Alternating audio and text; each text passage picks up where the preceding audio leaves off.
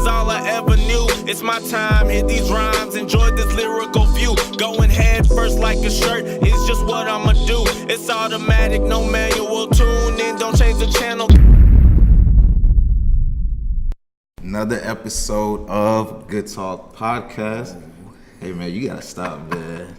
I'm happy. I'm excited, man. It's episode 2, right? Well, No. Yeah. This is episode 26. Visual number 2. How about Visual that? number 2. Yes, sir. Everything number 26. So this is our. Who's number 26 in the NBA? Somebody bad. I don't know. All right, NFL. NFL, man. Le'Veon Bell. Okay, yeah. So this is the Le'Veon Bell edition of the Good Talk Podcast. Hold on, before we get to all that, where do you think he's gonna go? Jets. I don't know. They got so much money. somewhere So bad, much money. So this is the Le'Veon Bell edition of Good Talk Podcast. I'm Tunde, of course. Sam O from the H. We have a very, very special guest. Yes, sir. Man, I'm excited, man. You want to introduce yourself? Because I could go on and on and on and on. But it is me, Kelly, in the flesh, in the flesh. We're back. we back. Hey, you know this is full circle now. Hey, man. I was one of the first. Oh, actually, I was the first. You was the Yeah, first. I was a Good Talk Pod pioneer. Hey, our most listened episode is from this guy. I need to say one thing though. Amy, Houston, Texas. You feel me? Hey. Southwest. It's good to be back, man. It's good to be back. How you been, man? A lot has changed Yeah. since Whole year, pretty much, huh? a whole year, basically. Whole April year. is a whole year. So, Yeah. what you been up to, man? Work. It's like I've been trying to get used to the whole travel thing. You know, that thing is a grind. Like, and they teach you like they don't teach you everything. A lot of stuff you have to learn on the fly. Like they'll give you little guidelines and stuff like, you know, book your flights, book your hotels, get Yep. one airline, one hotel chain, get your little credit card. But you know, they don't tell you about the 15 hours you can be stranded in Canada. They don't tell you about the you know, the double layovers. It's just things you learn on the fly. But overall, it's been a blessed year. You know, I only thank God for putting me in that position to produce the content that I do for people to read. So this is The Athletic. Yeah. Sheesh. Kelly Iko. You know what's crazy about that? Like, I remember last year, like after I left taping your pod, and I was thinking about like what the next step would be, because at the time I was at USA Today, but I was always thinking about, because the Athletic was still fairly new, and they hadn't expanded to Houston yet. So I was always thinking like, man, wouldn't that be great if like once they expand, if they, because obviously I'm not the most qualified person. There's people, you know, that have been doing it for years and older, more prestigious people. But I was just like, God, maybe, just maybe me, maybe, why not?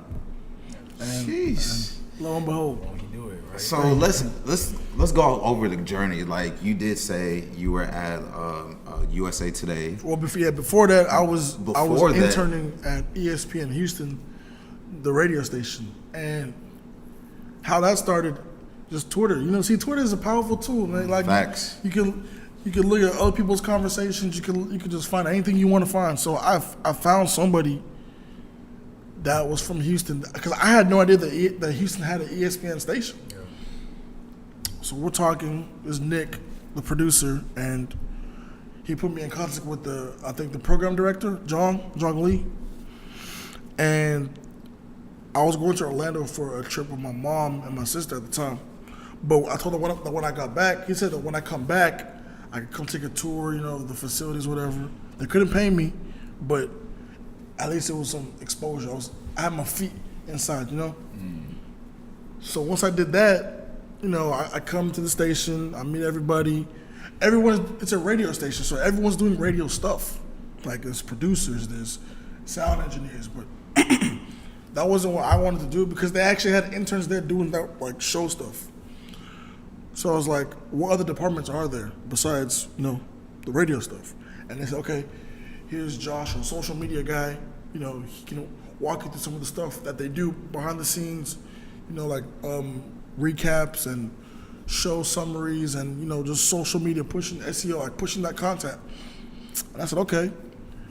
At the time, they also had the website, SB Nation, but it wasn't getting a lot of traffic. So they needed someone to, like, you know, write some small articles here and there, like 250 words or less. I said, that's right up my alley. I'll do that. And I just kept doing that for a little bit. Then one day, I think the Rockets were in the midst of selling the team, but no one knew like what they were about to do. All they knew that there was an announcement. There was no one at the station to go cover the event. I was sitting at the computer on the corner, and John says, "Kelly, do you want to go?" I'm like, "Yes." Damn huh? right. Are you dumb? I'm Are going. you dumb? Stupid. Stupid. Get me in there, man. And then he told me to shadow somebody, Dolores. Shout out to Dolores. And I went there, and I'm sitting down. It's all these media people I've seen on TV and stuff, but I've not actually seen them live. So I'm like, oh, wow, I'm sitting amongst them. You know, I was in the back. Next thing I see, Daryl Morey walk in. I'm like, that's Daryl Morey. And I see, who was it? Mike D'Antoni. Oh, I think it was Mike D'Antoni. They walked in. They said, the Rockets are selling the team. At first, I'm like, wow, who are they selling to? Because you remember the old owner, Les. Yeah, right? Les, yeah. He just sell, he Money to pay blow. whatever. He didn't care about luxury tax. He didn't care about At all. People just loved him. So I come back from that event. I had to stream it for the Facebook page. So I brought it back. It was kind of shaky because my first time. You know, I didn't know what I was doing, but I did it. I come back. They said, "Okay, good job. Thanks for that." Everybody on Twitter, on Rockets Twitter, like, "Who's this? Who's this guy? Who's like Who's Kelly Iko? Yeah, who's this black? Like, who's this black guy? Who's So I come back, and then the next week they had another event. I think Chris Paul was doing something. They sent me again, and they sent me to the next event, and to the next event, to the next event, and this is all in the off season. So you know, NBA is kind of slow, and like after free agency, it gets kind of slow in August, after summer league and stuff. So once the season was wrapping up, I think they sent out for credentials for like the season, because at the time I was writing articles for other people, like other platforms, but they were I wasn't getting paid for like anything. I was just writing just because I like to write. And then when they sent out credentials, someone was like, I had a half chance to get one, so I just ask anyway. There's no harm in asking. So I asked. I didn't get one, but I got a game. But they gave me a situation where if I email them in advance, like 2 days prior, they'll see if there's space and then they'll bring me on. So I would do that.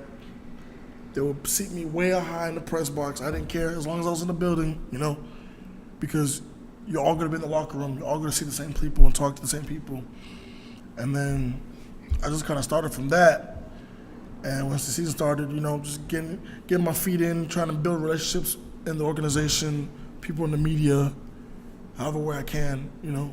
One thing about me is I'm not afraid to talk to anybody, and that's kind of advantageous in the media industry, especially where it's kind of cutthroat. Yep. And a lot of people are scared to, you know, step out of their comfort zones and, you know, make that connection. People always want to be politically correct all the time. And I don't care about that. So from there, I just grew myself, just honed my craft, and then just got pushing. And by then, I had 600 followers, and then I had 800 followers, and then I had 1,000 after Media Day, and I had 1,500 and all the way to now. And as you do like things here and there, people take notice. Like you might not see it, they might not let you know immediately in the moment, but somebody's watching. So once you hear, oh, Capela's about to resign, blah, blah, blah, like, so there's simple tweets that you can send out, you know, people are watching and looking at that. So you actually broke that news. Yeah, when I was in the resigned. barbershop. And I got the text. Damn, because I saw on the Jump or Sports Nation, they put you on there. Amin shouted me out, yeah. Okay. I was like, Shout out, yeah, it was cool. That was crazy.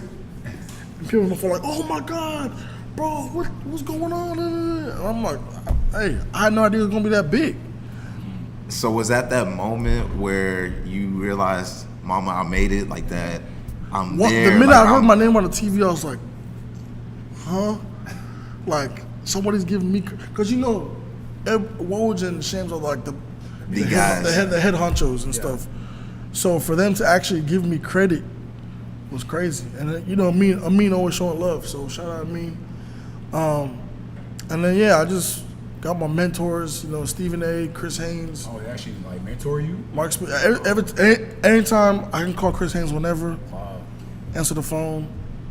Well, before he's never answered the phone. He'd be so busy, you know. Nah, he's cool people. When I went to the Rockets game against the Warriors, game 1, me and my friend Kendall, we went there. We sat closer, like courtside. Yeah. And I saw Chris Haynes, and we was just chopping it up. And I was telling him how, like, 2 summers ago when he broke the Gordon Hayward news, and nobody believed him. Everyone was going in on him. People were like, who's this? Who's this? We just chopping it up, and I was like, nobody believed it. He was like, man, I was. And see, like, the reason why I like Chris Haynes is because we had the same story. Yep. Because he used to work security. He's security in Portland, and would go drive to cover the games unpaid, come back, cover the, like, after his real job, come back and cover the game, and just did that for years. But as a security guard, you build those relationships because you see those guys every day, you know, and they respect you because they understand that, okay, this guy isn't really trying to come in with an angle, you know. So my question is, I mean, since you're like so close to the players, like, do you see the players differently now? Now that you like talk to them almost every day, you report with them and stuff like that. Like from day one to like now, like. Did you for sure. Like, obviously you see them on TV, but you don't really interact with them, watching them from a distance, so you don't know how they are with other people. But the reason why I say that is because like Chris Paul looks like he's like a not stuck up guy, but like he has a reputation around the league. You know, he has a rep, and Harden's like that cool, calm, collected dude. Like, but in between the lines, Chris is one of the nicest dudes. Like, and that's another thing that I learned about NBA stuff. Like, you see them on TV, and you would swear that Chris Paul and Steph Curry hate each other. You would swear if you saw that on TV. No. The families be after the game, like, they people are close, like, because they're all millionaires playing the game they love, getting paid, you know, young black Americans. What about why hate each other? CB3 and Rondo, though. Okay, well, hey. Yeah. Nah, no comment. Going back to what you said, there was a time, when was it, last year? Yeah. During work, I had to travel, go to Phoenix. Yeah. And the hotel that I stayed in, the Rockets were staying at that hotel. And I actually met, like, Tucker, Chris Paul, not Harden, Capella, all these guys, Nene, Trevor Ariza at the time. And they were cool as they were walking by. I think they were going to dinner. I was in the lobby, and I just saw them. I was like, oh, snap. And then me, you know, I'm a Rockets fan. I'm not about to be like, this one, because I gotta understand, because you gotta be cool. I gotta be cool. I'm a grown man. This is not Tunde 15 years ago or whatever. This is me now. I'm a grown man. Got a job, whatever. So I go and chopping up Capella, man. Me and Capella literally had a conversation for 10 minutes. He was asking me, "What are you doing here?" Blah blah blah. And I was like, "For work." And we were just going back and forth. PJ Tucker. I was like, "Nice shoes," and he was like, "That's cool." Like, it was just great convo. And then even Chris Paul, like got time out of his, you know, day, because he was going, they were going somewhere, and he was like, "Hey, how you doing?" Blah blah blah. And I was like, that made me realize, like, these guys are not what it's been seen on Twitter, like stuck up, you know, they care about themselves. They're cool people. They're nice dudes. They're nice dudes, especially like they're welcoming. You know, as long as you're not coming at them with some agenda. Yep. They have no reason not to talk to you. Like, they see you every day. There's a relationship there. Yep. They need you to, you know, get their stories out, and you need them for access. Yep. So a lot of times when you see, like, with Kevin Durant and the media, because those relationships aren't built on, you know, honesty or who knows, like, what, you know, everyone's different. Yep. So the way that Tuck might be open to a conversation. Kevin Durant might not be because his words have gotten twisted a lot over the past couple of years, and his life is so much in the public eye that anything he does is a topic. Like he could be at the All-Star game in the locker room talking to somebody, and it's a story. Like still stuff like that. Like it's cool to see them up close. You get to appreciate it more than when you watch on TV. Well, to really say on that, I would say I think every superstar needs to kind of understand that your life is through a microscope. Like you know how James Harden, when he plays bad and he goes to a strip club, everybody's getting on him just because he's a star. Like just like KD needs to understand, like you know how LeBron, whatever he does, is gonna be through. Everybody's gonna see it. God. I mean, I don't understand why players like KD or Kyrie get mad when the media kind of like just overanalyze what they're doing, but it's because they're superstars. So I feel like it's part of the job, but it is. It's part of the job, but there's also ways to go about it. You know, like you see all the big time stars. They respect Chris Haynes. They respect Stephen A. Even though that people might say Stephen A's show is entertainment based or what. Stephen A didn't start out. Stephen A has earned his stripes. Yes, he did. From the ground up. Yep. So those players know and respect that. And he's not – so you'll never see a Durant – well, he did get mad at Stephen A at one time. But Stephen A wasn't lying. Yeah, he wasn't. He said the truth. Stephen A wasn't lying. Mom had to get involved and everything. Yeah, players don't like it when they're not in control. Yep. Superstars. Because they're so used to being in control of everything. So when something comes on that they can't really control, like a narrative, they tend to close off. Like Kyrie, you're seeing he's been acting up lately. Yeah. The Boston has been going back and forth. Is he going to be a leader? Is he embracing that role? Does he want to be in the public eye too much? But you're playing for one of the contenders. You're going to be in the public eye. Especially when you said you wanted to be that guy. Yeah, you wanted to be that. You left to be that guy. So you have to be that guy. LeBron takes so much scrutiny.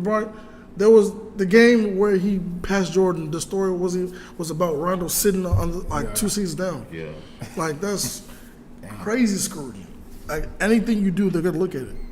Nah, facts. Speaking of Stephen A, what was it like meeting the OGs of journalism? Like you got Stephen A. Smith, Mark Stein, David Aldridge. Like how was it? Like you as a guy that came up, you'd be so scared to approach them because you don't know like.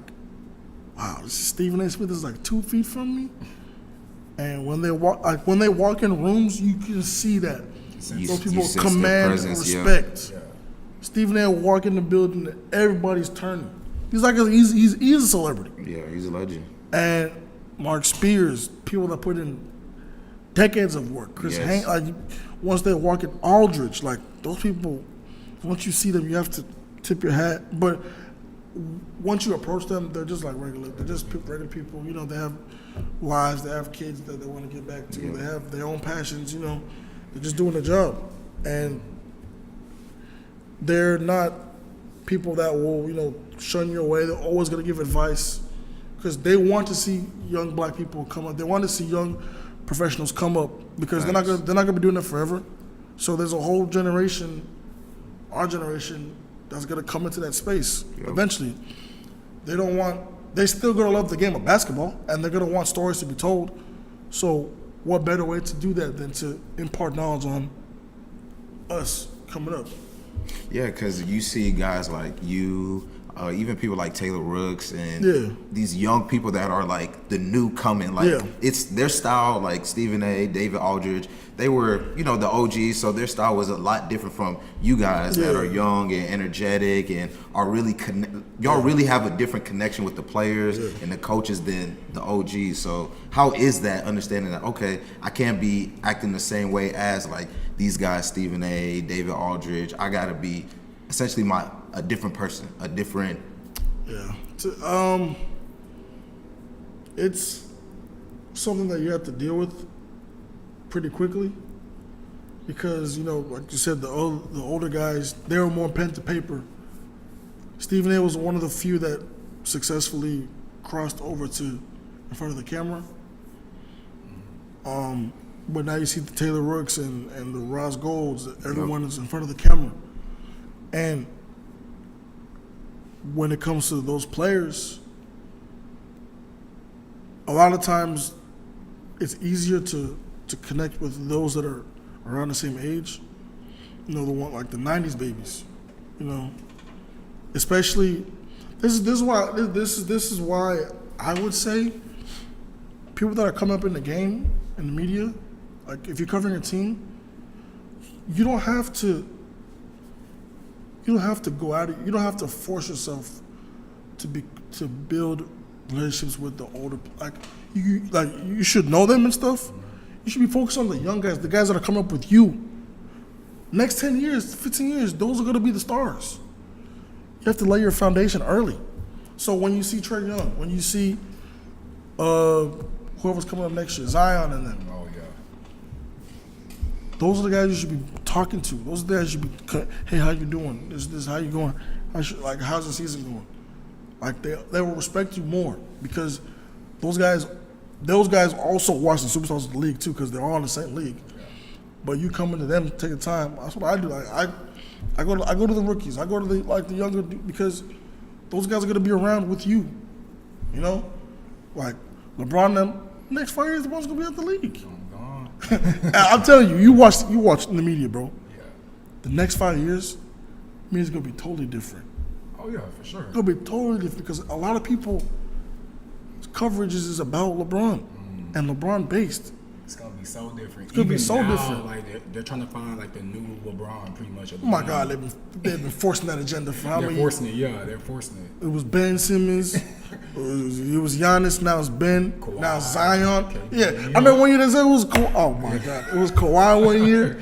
Every year it's new guys. So. No, there's never gonna be another LeBron. There's never. Never. So just get it out of your head. But yeah, it's I mean, LeBron really bring a lot of like reporters' careers. You know, like I mean, dudes from Fox like Skip Bayless, Rob Parker, like you know, them bashing LeBron kind of boosted their careers. You would say. I mean, yeah. And even people from back in high school with LeBron, Brian Windhorst, like covering LeBron since he was high school. That really, because honestly, I didn't know. I mean, we've been fans of LeBron since 05, 04, 03 when he got in the league. Yeah. I didn't know about Brian Windhorst till he was there. So like the past 6-7 years. Like, and that's because people start saying until that he was the guy. Until he went to the Heat because they were like, okay, this is the guy that's been covering him since high school. I was like. Like Dave McMenamin, all those guys, they've been putting in work. They've been covering him for a long time. Like Dave was in Cleveland covering the Cavs when LeBron went to the Lakers. He moved. I'm like, that's crazy. Because LeBron, like the reason for that is because it's so hard to crack LeBron. Yeah. So the few people that have successfully done that, you have to pinpoint those guys and get them to wherever he's going.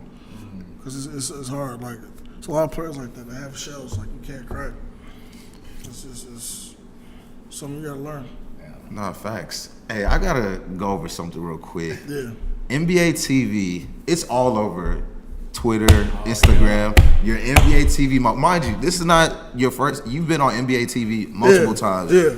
But the Blue Velvet, Players only. players only guys. Dennis Scott, Karan Butler. That's my man. Hold on, when that happened. Because, interviews usually are straightforward. There's a lot of giggles here and there. But it'd be boring. Like, but that was actually tell us about it, like your reaction. So what happened was that I was sitting in, before we started,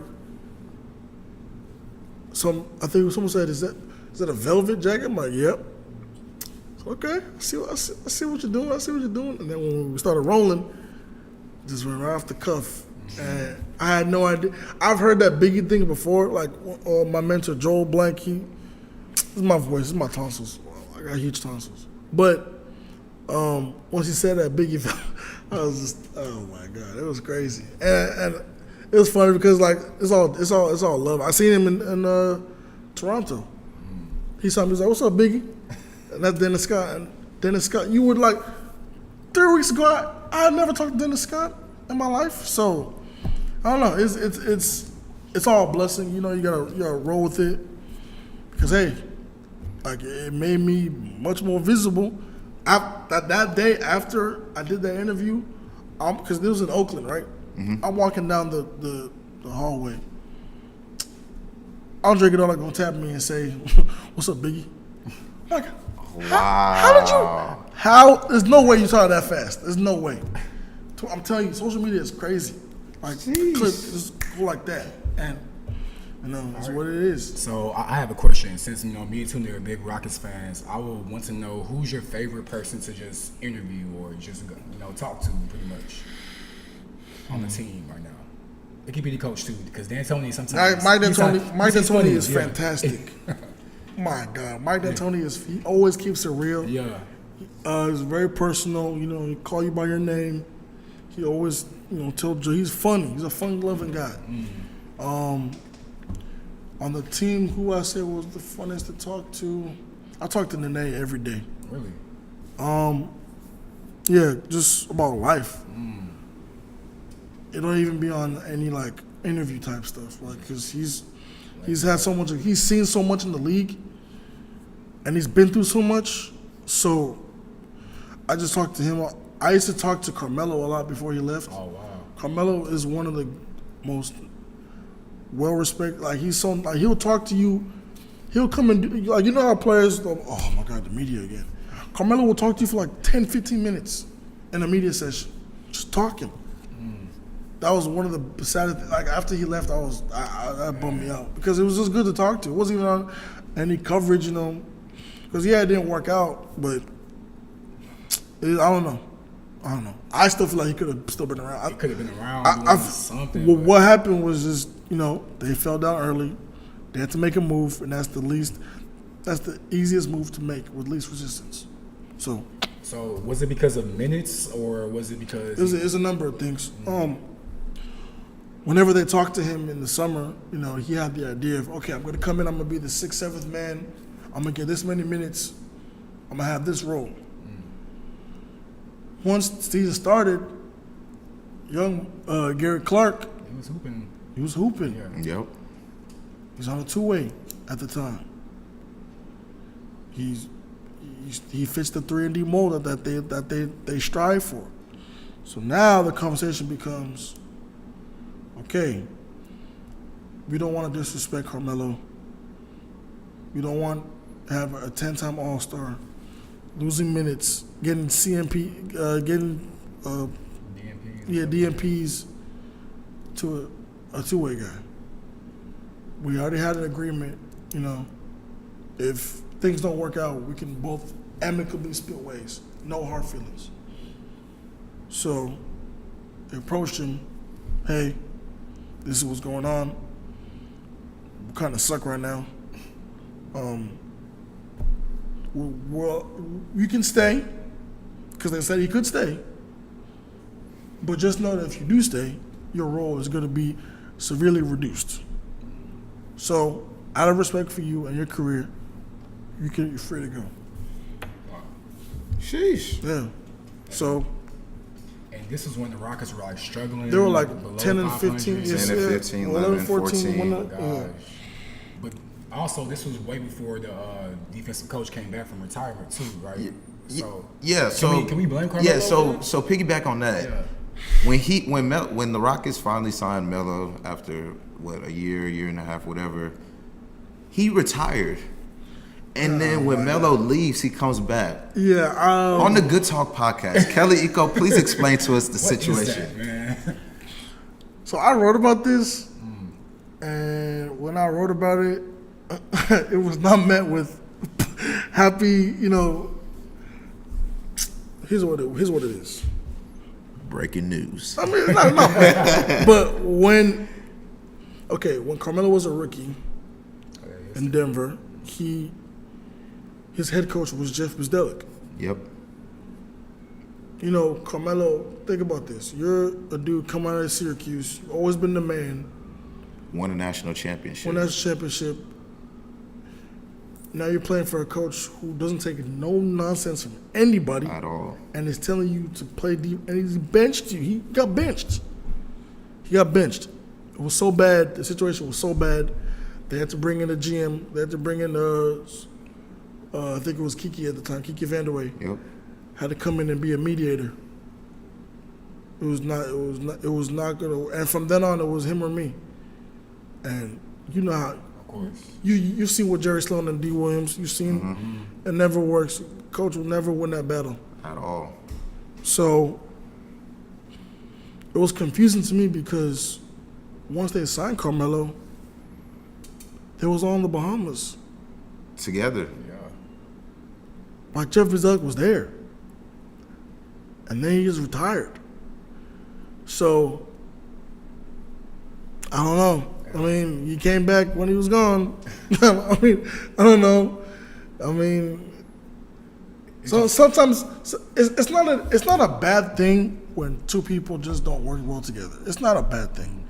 People make it seem like no, Jeff is a nice dude. And I remember because I talked to Jeff in Las Vegas in the summer, and he was excited to coach because it's been like 15 years since that happened. Yeah. People don't hold grudges. I mean, I think not. People like he was excited to coach him again and stuff. He just, I don't know.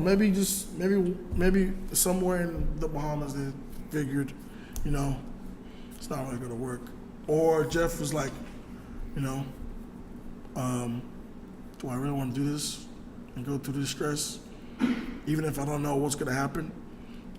And he's retired, and then they had to get him out of retirement. Yeah. So they probably, made a couple of phone calls, and then he's back. The rest is history. I know you got to get out of here, but this I'm cool. What time is it? Oh, okay. We got a few minutes. So we this is a new segment. It's called Quick Talk. Okay. I want the people to get to know you. Okay. So we're gonna ask you some questions, and you just give us quick responses. All right. So the question that everyone has been asking and having arguments: In-N-Out versus Whataburger. That's not even an argument, and I don't even like Whataburger like that. In-N-Out is disgusting. Thank you, man. Let me tell you what In-N-Out is, bro. When you go to Wendy's, right, and you order fries, and you wait till you get home, you leave them fries in the fridge for 30 minutes, come back and eat them. That's In-N-Out fries. Facts. Oh my God. Facts. Have you had In-N-Out? I don't get. Yeah, I have. And fries I tried one time, never again. They are so paper, plastic, whatever it's. Oh my It disgusting. sucks. Excuse my language. That stuff is nasty. It's dirty. Whataburger is it's not even an argument. Who brought that? That was Lee? Yeah. I think it was. So it was. In our episode, we had Graz for the first time. Oh, Graz was trying to champion. He was trying to champion In-N-Out. Stop it. And he's had Whataburger multiple times, but This is the camera. Listen. hey man, tell him. Graz. That ain't it, Chief. That ain't it. It ain't it at all, It ain't man. it, man. So, what is your favorite restaurant? Like entirely, you don't care if it's fast food. I'm really big on Vietnamese food, Chinese food. That's my guy. Like that's my thing. I've been looking for the best spots around Houston. I think there's a couple on the west side, but I'm real big on Vietnamese. So if you ever have any, I'm not into the whole botch. No, I'm not. I haven't done it. Maybe I haven't done it enough times. Did that. So wait, have you tried Rice Bowl? That's a popular spot. I've been there before. I've been there before. I don't be on the Southwest too much. It's rough over there. So you should like Thai food. Yeah. There's a place on the way to Galveston. It's like literally 30 On the way minutes to from Galveston? Yeah, on the way. So it's like 30 minutes from here. Yo, Timmy was going on. No. This is What he was doing? Where to go? So during my internship 2 years ago, I worked in that area, and me and my other interns, other coworkers, like we went there for lunch. I forgot the name. I'll let you know the place, and that place was easily the best Thai, Vietnamese, Japanese, whatever food I've ever had. Like it was. I'm gonna let you know that place. Like that place was. Like Sam, I know you like your Vietnamese and Asian food. You know me. That was like. I'll be the judge of that though. I ain't gonna lie to you. But I'm not going to Galveston, bro. Like, It's not, bro. Galveston's only 45 minutes from here. Sam, we're not going. like, what do you mean, Galveston? So look, I said on the way. No, on the way. So essentially, this place is on the way to Galveston. So it could be like 20 minutes from here. So It's what Central highway? Houston though. Okay, so what highway is it off of? You take 45. 45 South, all the way. 45 south, yeah. Because north is You where going past Dallas. that?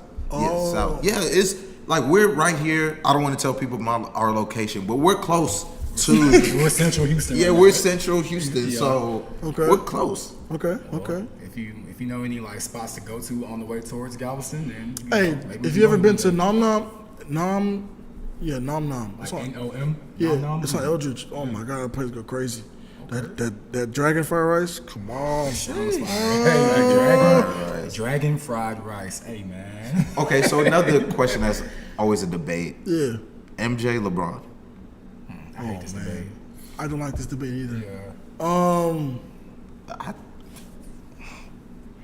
Okay. What are you asking in terms of? Best player ever.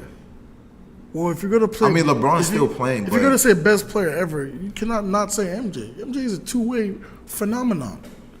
I'm not gonna lie. Before the season, I was LeBron because Man, I didn't see MJ This season play. rubbed me the wrong way, man. Yeah, this season, low key, like LeBron's leadership. I'm telling you, Michael isn't Jordan questioned. is taking those dudes to the playoffs. That Lakers team. I don't know. What? Even if he has, he would do what James did. Yeah.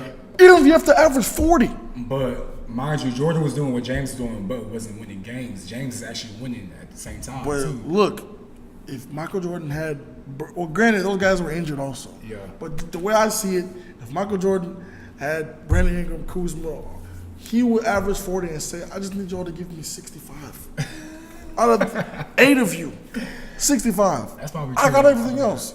Because he would have been like, man, But okay, so would have in been like Paul Jordan's- George on steroids. But in Jordan's 16th year though, like would Jordan still be trying to do that? Oh, see, remember he that's tried true. that. He Year tried that with the 16. Wizards. Okay, that's yeah. year 16. He tried that with the Wizards, and then he That's didn't true. go, That's go true. so well. That's so true. We gotta That's give true. LeBron some slack. That's true. You know, LeBron's not trying to just average 35. Yeah. 40, and he still has Yeah. 4 more years left. And so you know, That's true. That's true.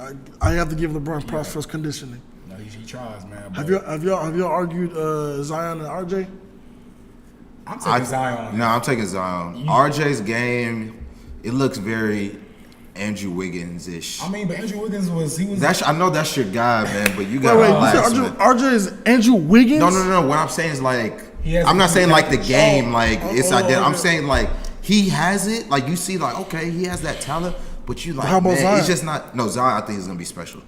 Zion think has the he's potential, big. the size. I've been talking to some NBA players. They said some of them like he has to come down because at that size, think about it like this: the NBA rim is 10 feet, right? Yes, Zion is what 6'6", 6'6", 6'7". 285. There are dudes that are not bigger than him, but there's dudes that's big 7-footers. in the NBA. Embiid in them, like Yep. Nurkic. Those people are gonna come at you. And how many times the NBA is not all dunk. Like no, you're gonna see so many kinds of defenses. People are gonna trap him. You know, he's gonna have a hard time if he can't put on the floor like consistently. He's gonna have a hard time. But my thing is, his game is Julius Randle, but like a more athletic version of Julius Randle. If you think That's about it? and no, but Julius Randle, he has star potential. If you put him, look what he's been doing for the Pelicans. He's on start with He this. said that's it. They've been saying that No, about like he Julius for how has many years? no. But if you look at his game, look at the Pelicans. They were what, That's 13th, true. 14th, and now they're like a game behind the Lakers for 10th. That's true. I see Julius Randle mixed with like a Blake Griffin.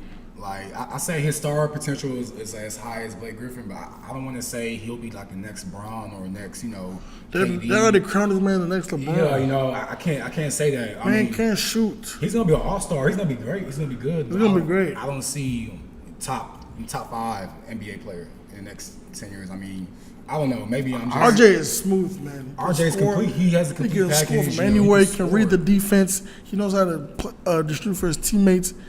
RJ is NBA ready right now. Anybody that can average, was it 4, 25? Yeah. You're ready for the NBA. You think RJ can average 20 in the NBA next year, or? Next year, probably not next year. Probably average like 14. But also depend on where you go to. Yeah, If you go to Chicago, you don't average 20 in Chicago. Levine's going nuts right now in Chicago, and I ain't see that coming. I mean, nobody saw that coming. no, from no, Levine. no one. All right, so my last question. All right, because next month, are you aware of Game of Thrones? Okay. Okay. Let me tell you about Game of Thrones. What is first your favorite TV show, and then what is the best TV show ever? The best TV show ever is The Office. It is The Office is the best TV show of all time. I don't care who you're arguing with. Argue with your landlord. Argue with your tax collector. The Office is okay. If it's, I know The Office is top 3. Maybe it's not top 1, because what? A lot of good shows out there, man. A lot of good shows. Fresh Prince is also a good show. Oh yeah. Martin is also a good show. But what's your number 1 all time? So it's Game of Thrones, and it's not even close. Of all time? Of all time. All time is it, man? No. I know you got to leave, but hey, have you? Are you one of these people that watched the first episode and then stopped, or did you not watch it at all? I not watch it at all. I might watch it. Watch it. I know you're a very busy guy, traveling and all I this stuff. got time. I'm gonna watch it. Watch it, bro. I'm telling you, it would change your life. Tunde, I have a surprise. I actually started Game of Thrones. I'm on season 2. Hey, Kelly, mind you, a couple days ago, he told me he's gonna start. So this guy technically has been binge watching. I'm not gonna lie. I definitely binge watched the past 2 days. So you're hooked. I mean, I'm just trying to see what's going on. Crazy. Like, It's going crazy. It's good. It's like, okay, the way Game of Thrones starts off is like, okay, it's so many plots. And then, like, you know something's about to happen. Wow. But they don't show it yet. So you're like, damn, I have to watch next It's on episode. Netflix. Hulu, HBO Go now, whatever. It's so far so good. I mean, it's good. But I can't say best yet. But I only see 1 season, so I can't. Hey, it gets better. Season 8 comes out next month. I'll catch up by then. It's crazy. It's Hey, crazy. when is Power coming back? That's what Power is my show. Thank you. Power is number 1 right now. I'm sorry. So you're the best show ever, according to you, is Power right now. Power. Wait.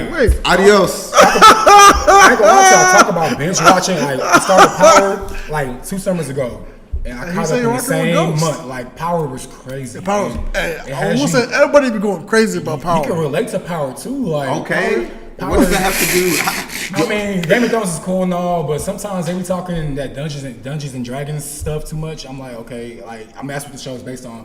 I don't care for all Because you that. want to be a wizard, you want to be a witch, you want to be a You want to be a Lannister or Baratheon, whatever these, like, sometimes you forget these names because, like, they're old names, but Power, like, everybody can relate to You Power. need to be stopped Especially in 2019. a young black man. I told you the Power episode is the best before. show out there, y'all.